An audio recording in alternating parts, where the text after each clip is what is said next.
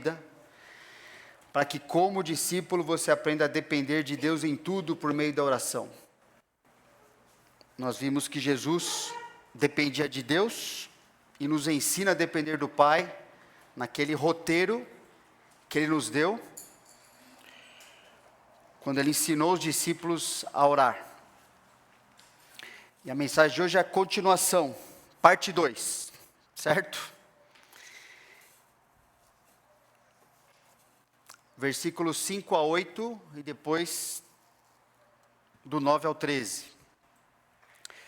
Mas do 5 a 8, Jesus ensina que depender do Pai inclui insistência em orar, persistir, não é? Vamos ler então? Vou ler aqui, né? Disse-lhes ainda Jesus. Eu vou ler do 1 ao 4, tá bom? Para a gente só lembrar tudo que Jesus falou antes também. Vou ler na Bíblia aqui. De uma feita, estava Jesus orando em certo lugar. Quando terminou, um dos seus discípulos lhe pediu: Senhor, ensina-nos a orar como também João ensinou a seus discípulos. Então ele os ensinou: quando orardes, dizei: Pai, santificado seja o teu nome, venha o teu reino, o pão nosso cotidiano dá-nos de dia em dia, perdoa-nos os nossos pecados, pois também perdoamos a todo o que nos deve, e não nos deixes cair em tentação. Importante, porque talvez você, durante o que a gente vai falar em seguida agora, vai lembrar de algumas coisas que foram importantes, Deus falou com você na mensagem da semana passada, baseado nisso que eu acabei de ler aqui. Do versículo 5 em diante, disse-lhes ainda Jesus: qual dentre vós, tendo um amigo, e este for procurá-lo à meia-noite, e lhe disser: amigo, empresta-me 3 pães, pois um meu amigo, chegando de viagem, procurou-me, e eu nada tenho o que lhe oferecer. E o outro lhe responda lá de dentro, dizendo: não me importunes, a porta já está fechada, e os meus filhos comigo também já estão deitados, não posso levantar-me para tos dar. Digo-vos que se não se levantar para dar-lhes por ser seu amigo, todavia o fará por causa da importunação, e lhe dará tudo o de que tiver necessidade.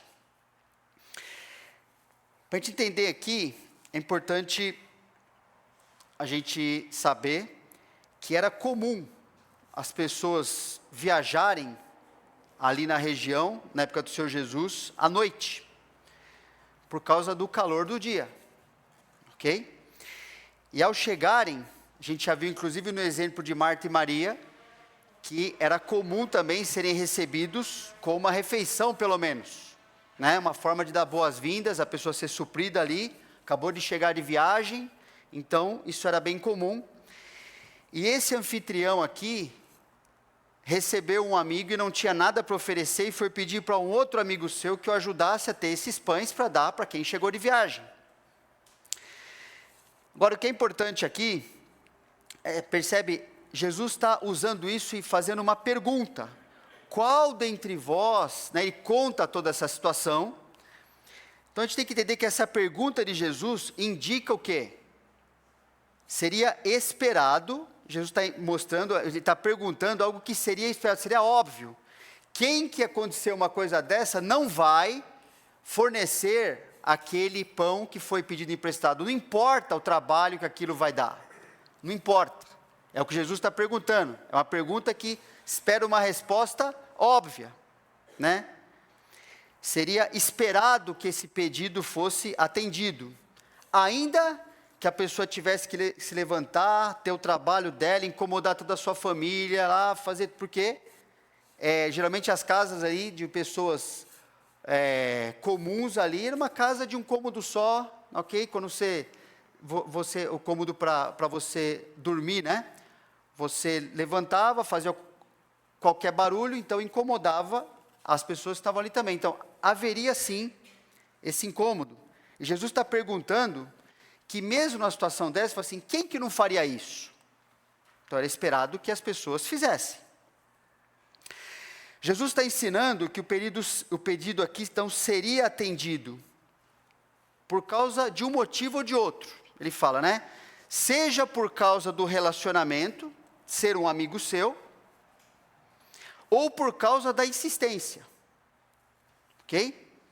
Insistência, aqui essa palavra importunação, é uma palavra interessante, porque ela indica assim, ó, mesmo que fosse inapropriado, porque era mesmo, assim, ó, à meia-noite chegou alguém lá, bateu na porta, realmente não era o momento melhor para atender esse pedido, mas ainda que fosse nessa situação inapropriada, ainda que fosse algo até desrespeitoso, vamos dizer assim, a palavra insolência, sabe aquela palavra? Insolência, assim, ó, a pessoa, tipo assim, meio sem noção, né? Mas você pedir isso essa hora, ainda que fosse isso, essa pessoa iria atender o pedido. Em outro trecho do mesmo Evangelho de Lucas, a gente vê o mesmo ensino, o mesmo princípio, ok? Está aí projetado, Lucas 18. Disse-lhe Jesus uma parábola sobre o dever de orar sempre e nunca esmorecer. Então, o que Jesus está ensinando nessa parábola? É isso que ele está ensinando. A insistência, insistir, pedir, né? Havia em certa cidade um juiz que não temia a Deus, nem respeitava homem algum. Havia também naquela mesma cidade uma viúva que vinha ter com ele dizendo: julga minha causa contra o meu adversário. Ele, por algum tempo, não a quis atender, mas depois disse consigo: bem que eu não temo a Deus, nem respeito a homem algum. Todavia, como essa viúva me importuna, julgarei a sua causa para não suceder que por fim venha a molestar-me. Então disse o Senhor: considerai no que diz esse juiz iníquo. Ok? Jesus está ensinando o quê? Uma coisa só aqui, a insistência de orar, certo? Versículo 7, o Senhor Jesus ensinou: não fará Deus justiça aos seus escolhidos, que a Ele clamam dia e noite, embora pareça demorado em defendê-los?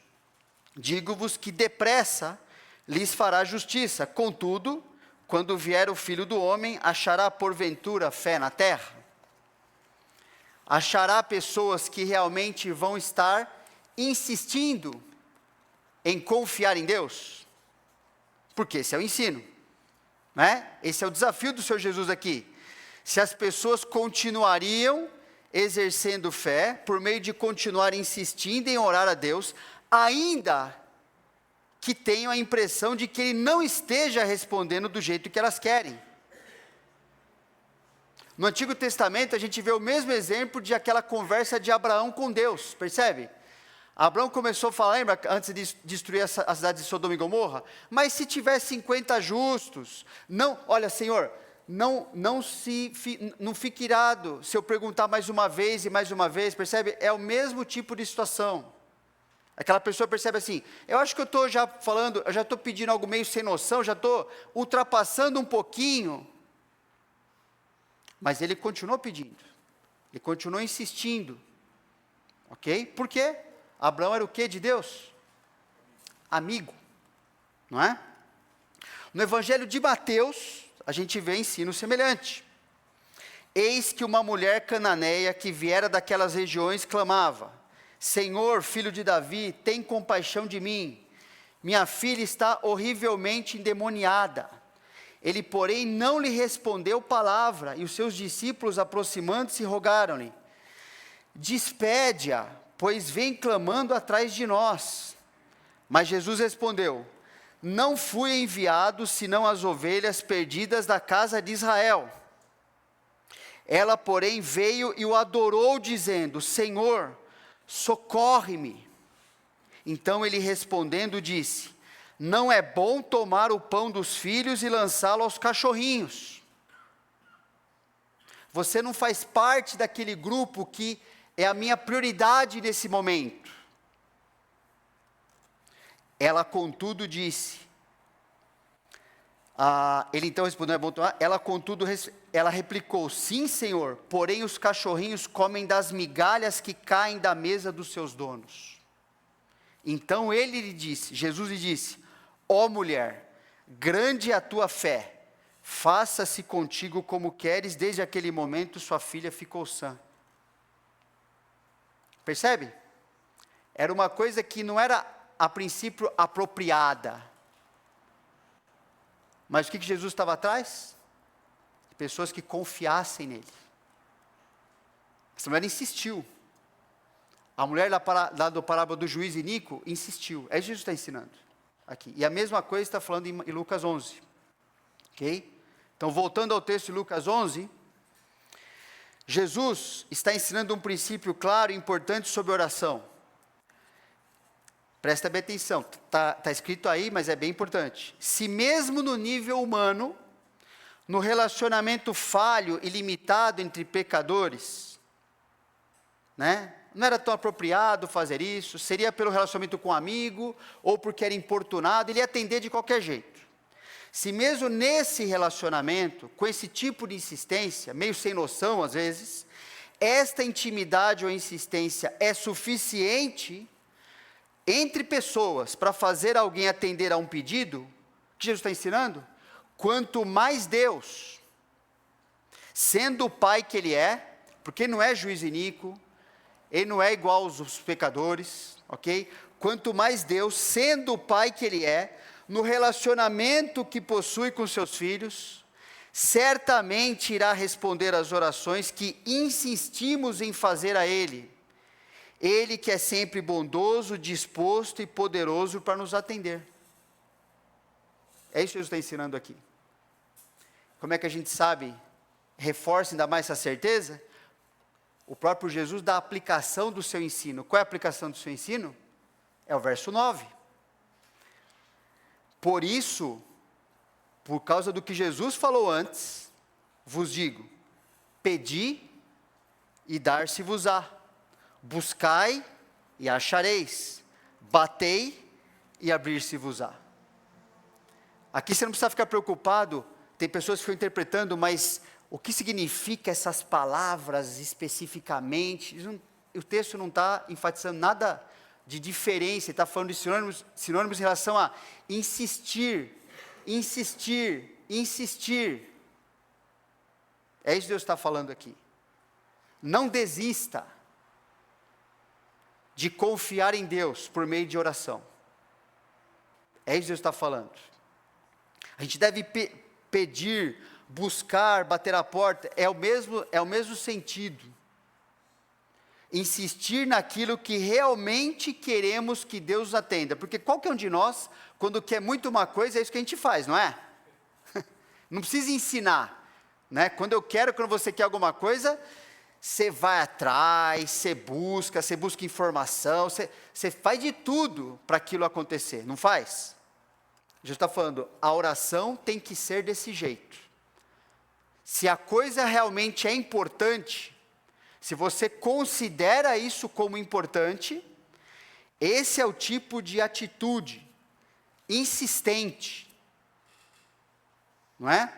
De uma maneira que demonstre a nossa confiança está em Deus, a nossa esperança, que a nossa resposta depende dEle e só depende dEle. Não importa as outras coisas. Eu quero que Deus me atenda. Eu vou buscá-lo com todas as minhas forças. Jesus promete então que a gente vai receber, não é? Verso 10, pois todo o que pede, recebe. Que busca, encontra, quem bate, abrir-se-lhe-á. Mas Jesus não termina o ensino por aí. Porque, infelizmente, muita gente usa, até aqui as coisas, né? Até aqui, então, significa o quê? Na cabeça das pessoas. Se eu pedir muito, lembra, a gente falou sobre os ídolos, né? O tempo lá de Neemias. Se eu me cortar, se eu fizer os rituais, se eu fizer tudo, Deus com certeza vai atender o que eu estou pedindo. Só que Jesus não termina o ensino aqui. Ele está ensinando uma parte importantíssima, esse aspecto. Só que é verdade, mas não é toda a verdade. que ele vai terminar o seu ensino, pelo menos nesse contexto aqui com esses discípulos. Não é todo o ensino sobre oração também, certo? Mas a gente precisa entender isso aqui, ó. Oração, do jeito que Deus nos ensina, que Jesus ensinou os discípulos e a nós aqui, é isso aqui. Eu preciso gastar tempo, eu preciso insistir, porque eu confio num Pai que eu tenho, que é disposto, poderoso, bondoso para atender as minhas orações. Isso é verdade, Jesus está ensinando isso. Que Jesus continua ensinando. Jesus ensina que depender do Pai se dá pelo equilíbrio entre pedir com insistência e confiar nas respostas que o Pai dá. E essa parte, infelizmente, muitas vezes é colocada de lado por aqueles que acreditam que só porque eles estão pedindo de um certo jeito, mesmo com insistência, com certeza o seu pedido vai ser atendido, porque o que eles querem é o melhor para a vida deles. E aí que entra a outra parte do ensino, porque nem sempre é. Ok? Mas lembra, uma coisa não anula a outra. As duas se complementam. Jesus então continua, versos 9 a 13. Por isso vos digo, pedir-se-vos-á, né? A gente viu? Pedir, dar-se-vos-á, buscar, achareis, bater e abrir-se-vos-á, pois todo o que pede recebe, o que busca encontra, quem bate abrir-se-lhe-á. Aí ele continua, qual dentre vós é o pai, que se o filho lhe pedir pão, lhe dará uma pedra? Ou se pedir um peixe, lhe dará em lugar do peixe uma cobra? Ou, se lhe pedir um ovo, lhe dará um escorpião? Ora, se vós que sois maus, sabeis dar boas dádivas aos vossos filhos, quanto mais o Pai Celestial dará o Espírito Santo àqueles que lhe o pedirem. Então, pedir com insistência por confiar em Deus, versículos 9 e 10 estão ensinando isso, né? Do 5 para frente, até o 10 está ensinando isso, pedir com insistência. Então, reforça a verdade que Deus é bondoso, disposto e poderoso para nos atender. Dos versículos 11 a 13, ensina a verdade de que Deus é amoroso e sábio em nos atender, porque Ele está transformando a nossa vida. Não é porque eu peço alguma coisa que realmente aquilo é melhor para mim, porque só Deus sabe o que é melhor para mim. Mas então Deus, além de ser poderoso, disposto, bondoso, Ele também é amoroso e sábio para me dar o que eu realmente preciso quando eu insisto com Ele. Agora, quando você percebe que tem algum problema no coração com essa segunda parte, não é porque falta informação, é porque para você pode estar faltando informação sobre o caráter de Deus, ou, pior, mesmo tendo informação sobre o caráter de Deus, você não confia nele, você confia em você, você confia que você sabe o que é melhor, e que você se sentindo bem, você estabelecendo para você o que é bom, Deus tem que concordar com isso. Só que Ele é Deus, nós não. O ensino de Jesus sobre oração pode ser resumido dessa forma, né? Uma coisa está complementando a outra o tempo todo. Orar muito, de maneira insistente, demonstra que confiamos muito em Deus. Confiar muito em Deus é demonstrado por confiar nas respostas de Deus. Então essas duas coisas o tempo todo tem que operar. Se faltar uma delas, não é o que Jesus está ensinando aqui. É alguma coisa que o homem criou.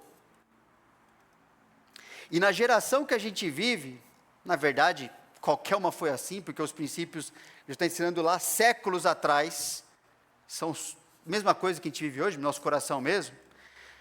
O que acontece hoje é que o cristão, não cristão nem, a gente já sabe, né? Como a gente era antes de conhecer a Cristo. mas a gente traz esse resquício, essas coisas da vida antiga.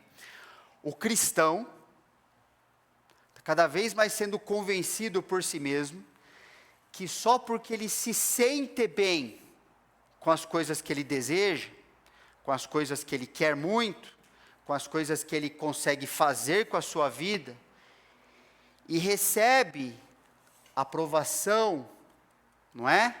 Dos outros, só porque isso está acontecendo, porque inclusive os outros estão fazendo a mesma coisa com a vida deles, que Deus está aplaudindo a sua vida também.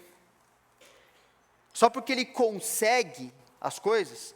Ontem a gente estava lá no grupo dos homens, né? Estamos dando aquele homens aconselhando homens. E um desafio, irmãos. Tinha um bom grupo ali ontem, mas eu tenho certeza que não tinha todo o grupo que devia estar lá. Aquilo é uma preciosidade que a gente está vendo ali.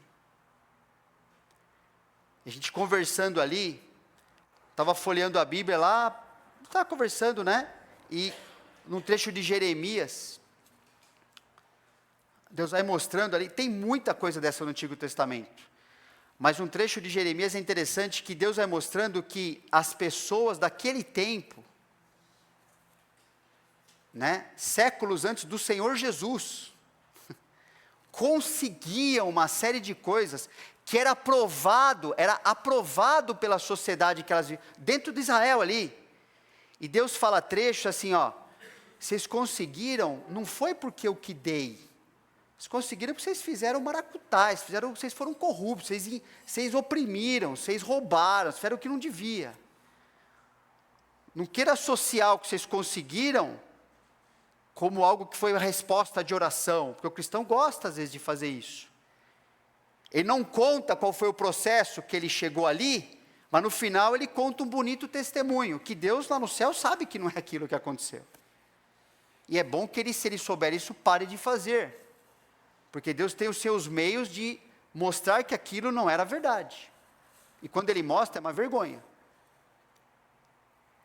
Então é importante a insistência, e ao mesmo tempo, entender que assim, ó, se eu confio realmente em Deus, não só eu vou insistir, mas vou confiar nas respostas que Deus realmente me dá.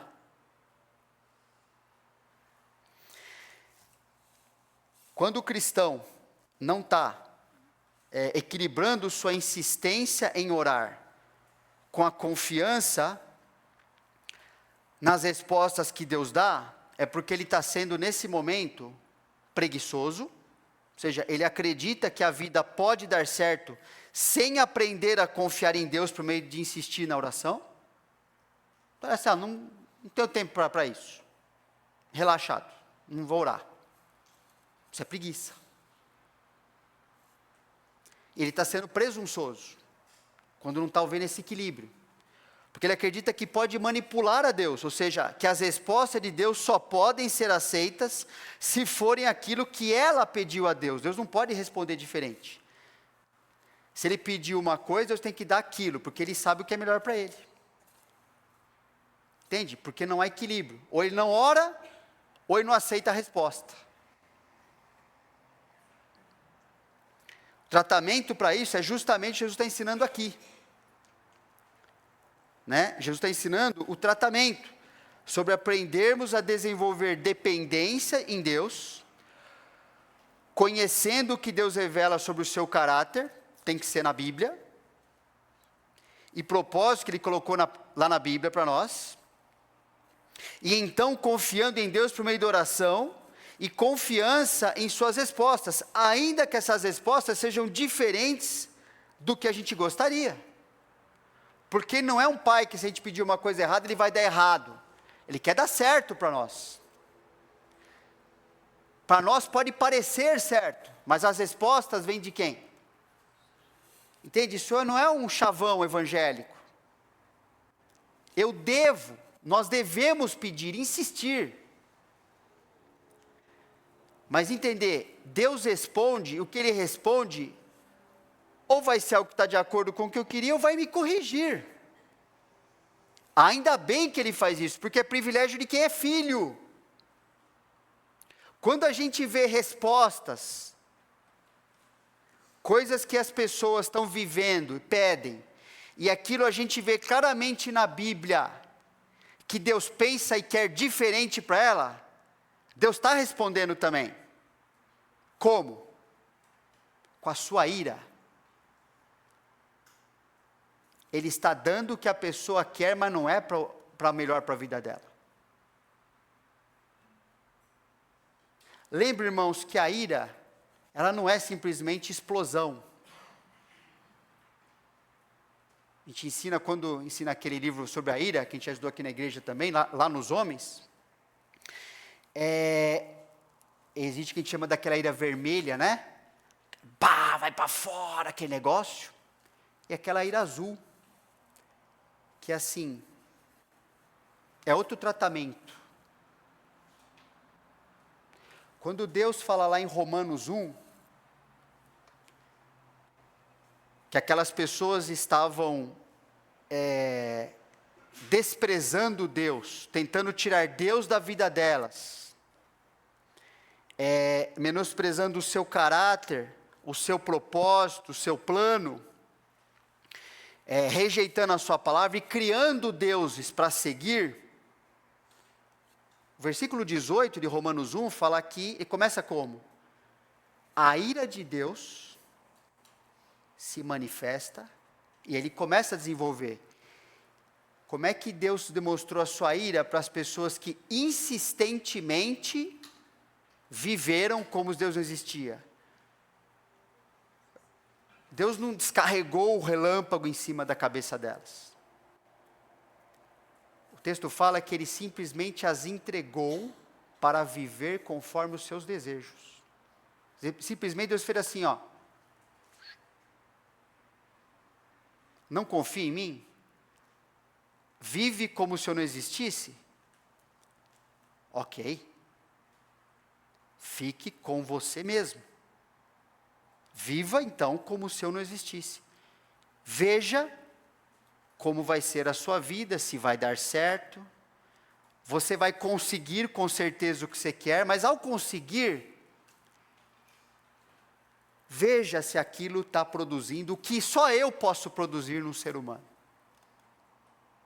Você vai conseguir, você vai ter pessoas que vão inclusive aprovar a tua vida. Porque o texto de Romanos termina isso, capítulo, né? Não somente fazem tudo o que dá na telha, conseguem chegar onde eles querem, mas também há muitos que aprovam esse tipo de coisa. E isso não tinha nada a ver mais, há muito tempo, né? Deus já estava fora, Deus assim, só entregou essas pessoas a viver conforme os seus próprios corações. E o que é triste, às vezes, cristãos que estão vivendo dessa forma,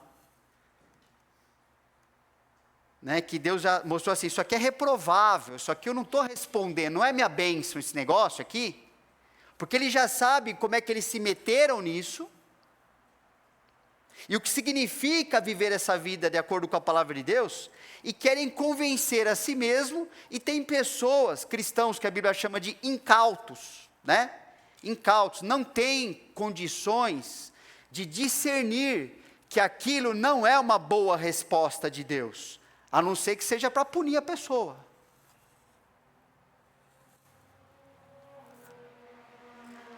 Então, cuidado. Só porque cristãos, eu mesmo, né, a gente mesmo, está se sentindo bem com certas coisas, preciso ir para a palavra para ver se Deus também é isso que Ele quer para a minha vida, para a sua. Senão, qual é o critério de achar que Deus está me abençoando grandemente? Um critério é meu próprio coração, que a Bíblia fala que não é confiável em si mesmo, não é?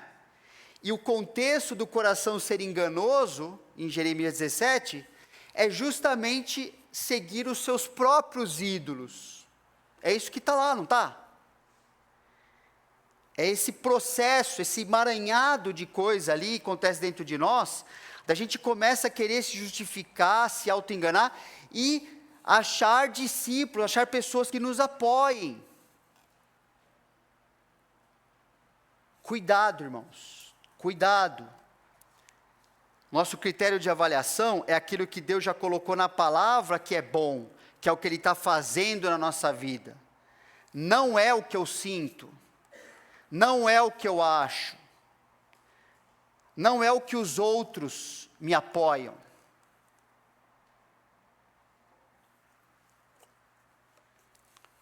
Tem que haver esse equilíbrio, não é? Insistir em relação a Deus, mas aceitar a sua resposta, poder olhar para a palavra, falar, isso é resposta de oração. Isso realmente contribui com o que Deus está fazendo na minha vida. É isso que Ele prometeu que faria. Não posso achar que me sentir bem é o critério de Deus estar fazendo a sua vontade na minha vida.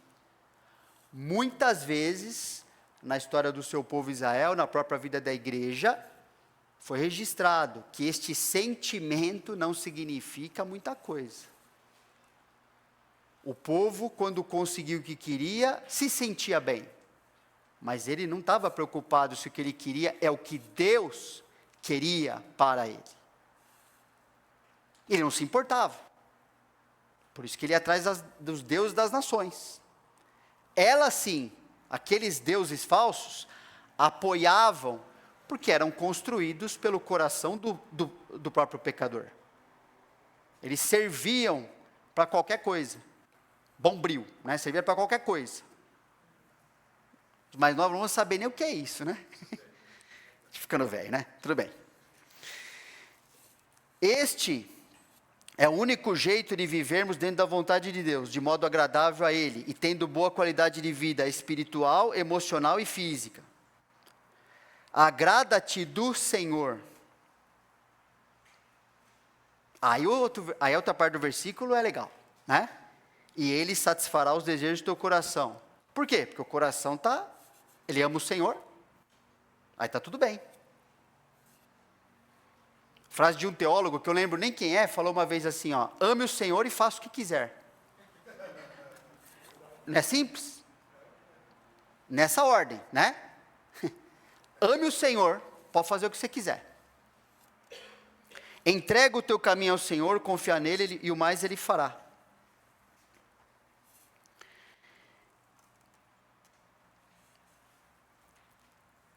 Precisamos pensar nessas coisas, né, gente? Isso é bem importante. Precisamos ser honestos.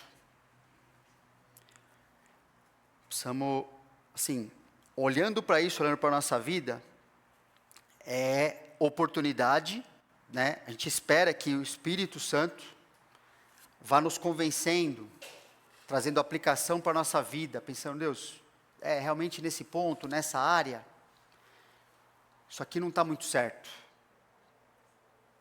Preciso corrigir o que eu penso, corrigir o que eu quero, porque eu estou acreditando em alguma coisa um pouco diferente do que o Senhor coloca para nós.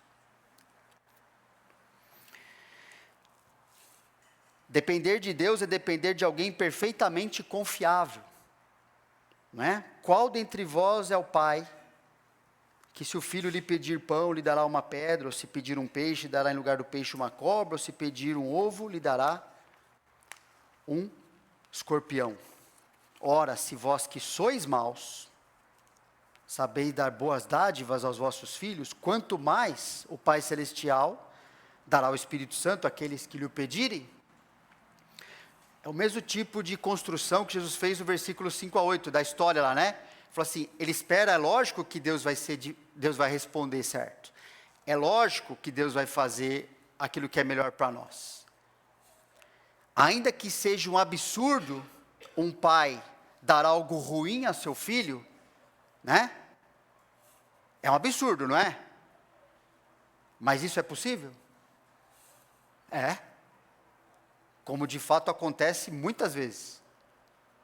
Eu conversei já com vários pais que achavam que só porque eles estavam fazendo alguma coisa que o filho pediu era certo. Eu falei, isso aqui não é certo. Eu não estou julgando a tua intenção em fazer, eu acho que você quer fazer o que é certo. Só que Deus fala que isso não é melhor para o teu filho nem para você viver assim. Então, não é porque né, a minha boa intenção não pode ser a resposta final. Minha boa intenção tem que estar somada à boa instrução do que Deus fala aqui. Deus falou para que isso é certo. Isso é bom. Ah, meu filho está feliz. E daí? Irmãos, a gente está feliz com qualquer coisa que satisfaça o nosso coração. O problema é que o que a gente quer. Não é a alegria que eu sinto. A gente sente prazer em pecado. A gente sente prazer em coisa nojenta. A gente sente prazer em coisa que destrói a nossa vida. Se sentir prazer, se sentir bem é o critério, estamos encrencados. O nosso coração tem que ser corrigido. Eu tenho que querer o que Deus quer. Agrada-te do Senhor. Aí o que eu quero no meu coração tá tudo certo. Então, mesmo que um pai queira o bem, ele pode fazer o mal. Ainda que um pai terreno seja bem intencionado, ele é pecador. Jesus falou, vós que sendo maus por natureza, Jesus está falando aqui, mesmo vocês que são maus, sabem da coisa boa. Agora imagina que Deus que não é mau. Deus não é mau, pelo contrário, Ele é bom, perfeitamente bom. Por isso, né, um pecador, para saber o que é melhor para o seu filho, e para melhor para si mesmo, só vai fazer isso, se ele conhecer a Deus, e o que Deus quer para a vida dele e do filho, porque deu a Bíblia. Senão, ele pode fazer o que ele quiser, mas ele não tem certeza se aquilo é bom, mesmo que ele seja bem intencionado. O nosso Pai Celestial, Ele é perfeito.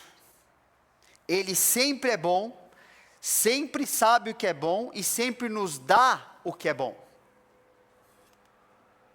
Não corre o risco de um pai imperfeito. Ele não corre esse risco. Por isso que clamar a Deus, né, orar a Deus, insistir, é muito bom, né? Porque a gente está falando com alguém que é totalmente perfeito, ele é confiável. E Ele só vai me dar nessa insistência, a hora que vem sua resposta, Ele vai me dar aquilo que realmente é bom. Deus vai responder a oração de quem é seu filho, não é? Está escrito aqui? De acordo com o que é melhor para este filho, ao mesmo tempo em que promove o caráter, a glória de quem Deus é. Não tem, uma coisa não impede, nem atrapalha, nem risca a outra aí. Às vezes um pai terreno, para fazer alguma coisa que vai deixar o filho bem, ele tem que manchar seu caráter. Deus nunca vai fazer isso. Deus vai fazer aquilo que é bom e manter exatamente quem Ele é. Ele continua sendo bom, perfeito e isento de qualquer pecado, de qualquer coisa errada. Por isso a gente, como a gente não é assim, a gente tem que confiar nele e falar assim, quando responde diferente, é por causa disso.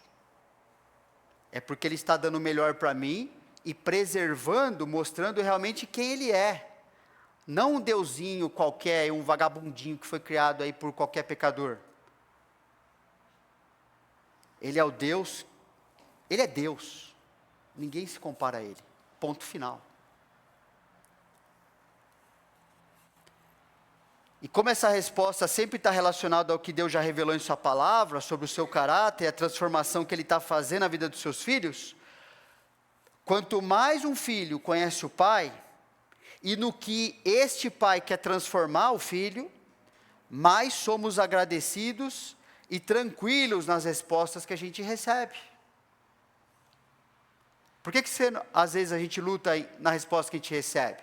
Porque a gente fica esperneando às vezes ali. Porque a gente não é grato. É porque a resposta foi errada de Deus? Não.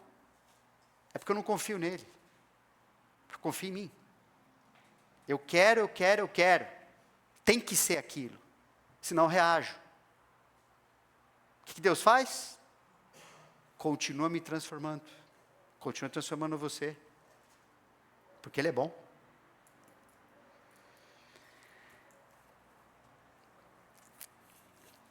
Tudo o que Deus nos dá é bom, incluindo o que Ele não nos dá. Tudo. Agora, nem tudo eu gosto. Você gosta? Tudo que você recebe? Mas tudo, inclusive quando Ele fala não, é melhor.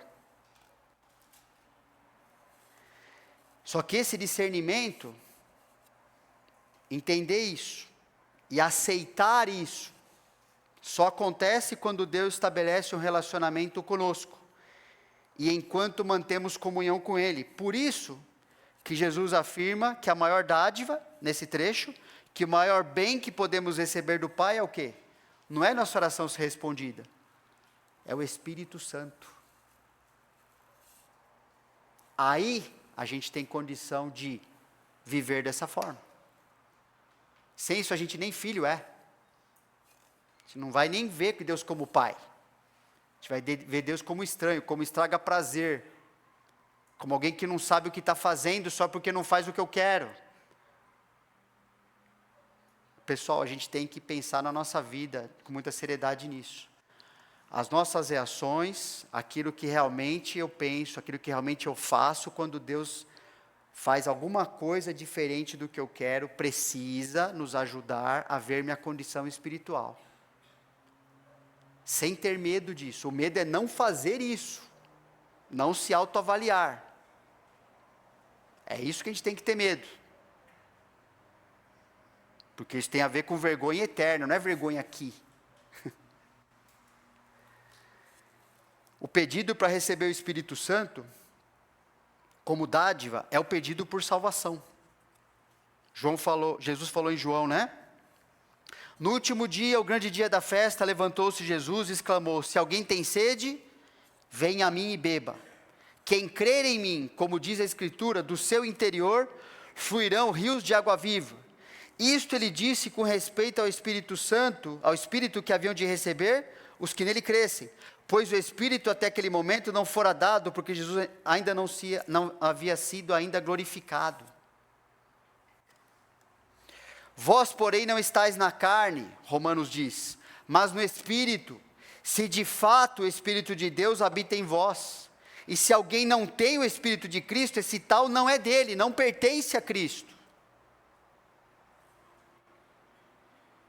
Discernimento e aceitação, alegria, tranquilidade naquilo que Deus faz, é só porque Deus nos deu o Espírito Santo.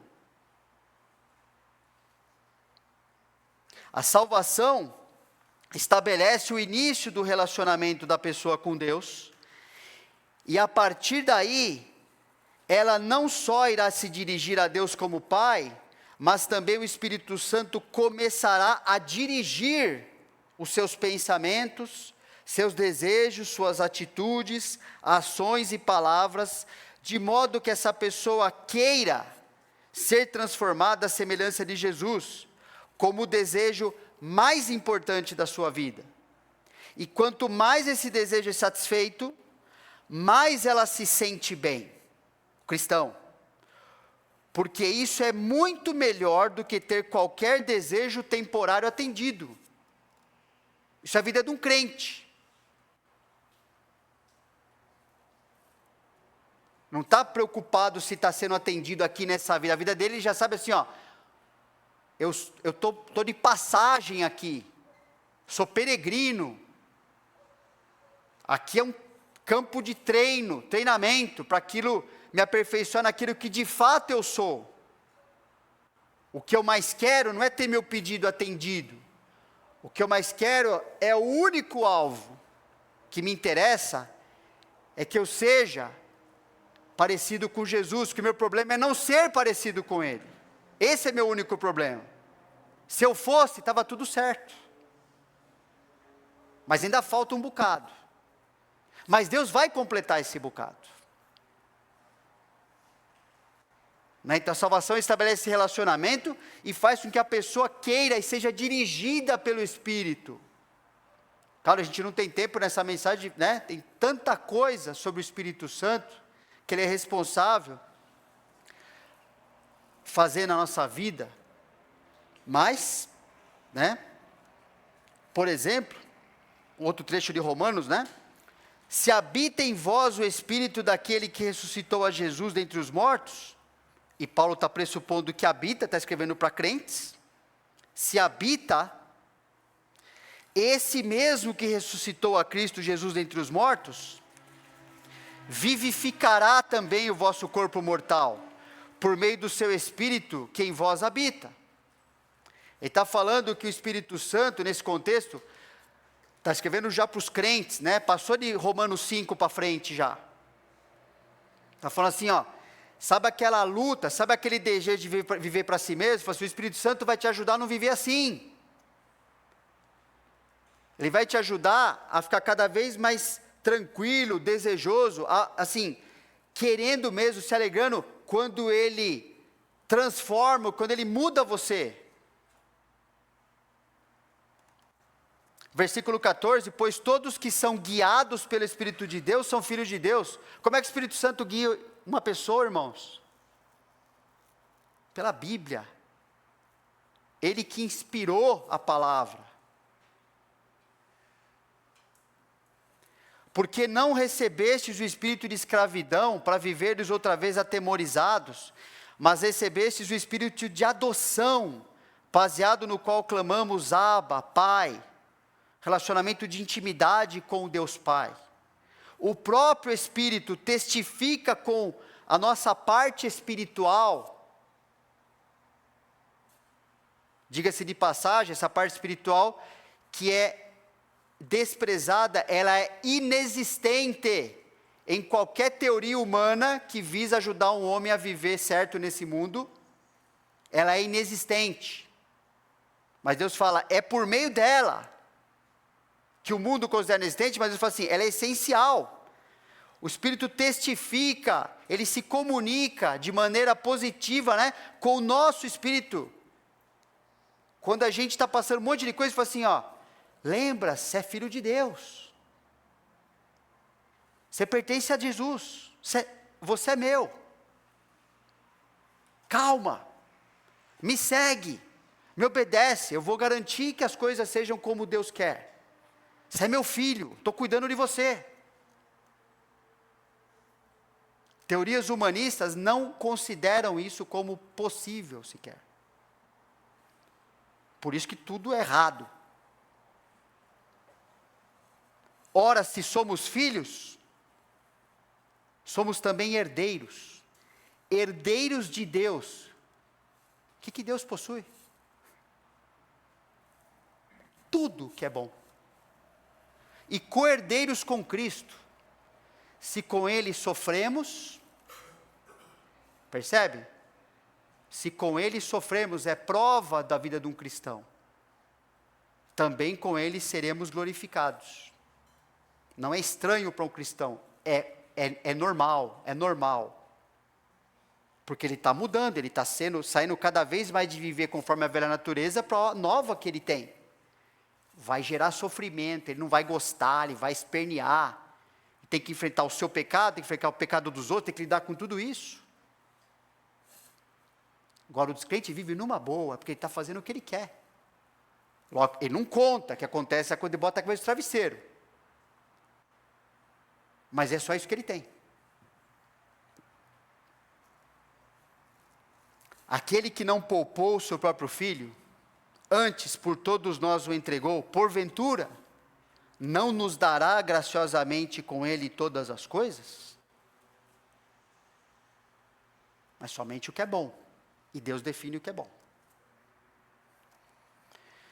Sua dedicação à oração demonstra que você confia pouco ou muito em Deus? Você precisa pensar nisso, eu também. Como você demonstra que confia em Deus quando suas orações são respondidas de acordo com o que você quer? Porque às vezes são, não são? Como você demonstra que elas são respondidas? Como você demonstra que você confia nele? O que você faz? Né? Pensa um pouco depois. Como você demonstra que confia em Deus quando suas orações não são respondidas de acordo com o que você quer? Pense em suas reações e emoções.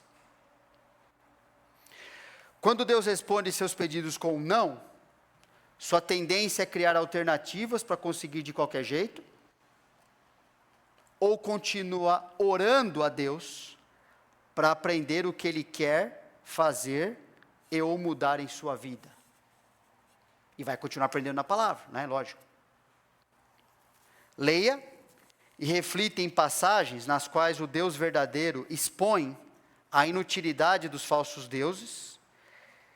Isso vai reforçar a sua confiança para adorar a Deus, para orar a Deus e ser grato por suas respostas. Tem alguns trechos aí que está no material, né? Vou mandar. Mas como Deus, quando Ele se compara com essas coisas fajutas, mas que as pessoas confiam, porque elas dão o que elas querem. Elas não querem, elas querem um atalho, não querem passar por uma transformação de vida. Elas querem passar, no máximo, por uma aprovação de vida de outros pecadores. E Deus mostra como isso é inútil, como isso é destrutivo. Agora, confiar insistentemente em Deus e ter um coração que aceita suas respostas, porque confia nele, isso é a melhor coisa da nossa vida. Vamos orar? Senhor Deus, te louvamos. A gente é tão pequeno, Senhor. Um trecho da Tua palavra que com certeza tem coisas muito mais profundas do que a gente conseguiu pensar aqui juntos. Obrigado por nos dar capacidade em Cristo Jesus de entender, de obedecer, de sermos transformados, de nos alegrarmos na Tua vontade. Trabalhe em nosso coração, Senhor, para que ele seja cada vez mais voltado a Ti, cada vez mais avesso a tudo que nos afasta dessa verdade que Jesus ensinou aqui, para que nossa vida se satisfaça cada vez mais no Senhor Jesus, Deus. Ele seja o nosso alvo, Ele seja de verdade o que a gente quer. Todas as coisas se coloquem debaixo disso, Senhor. Elas estejam no lugar delas. Nossa transformação de vida, de maneira sincera, fazendo as mudanças necessárias, seja o nosso trabalho realmente, Deus. Buscando o Senhor oração para isso também. Recebendo do Senhor o bem que o Senhor define na palavra. Nos ajuda a nos encorajarmos aqui na IBNA somente nessa direção. Não permita que o engano, que o egoísmo, que os desejos sorrateiros influenciem qualquer um aqui. Que não sejamos usados pelo maligno, mas que nosso encorajamento, nossas conversas levem as pessoas a ir nessa direção que o Senhor Jesus nos ensina. Se alguém aqui, Senhor, que ainda não conhece o Senhor Jesus como o Deus maravilhoso que Ele é, que seja esse dia para essa pessoa também, de perceber como em Cristo há tudo, nossa vida está lá. E a transformação da nossa vida começa ali. Que nós te pedimos em nome dEle. Amém. Intervalo.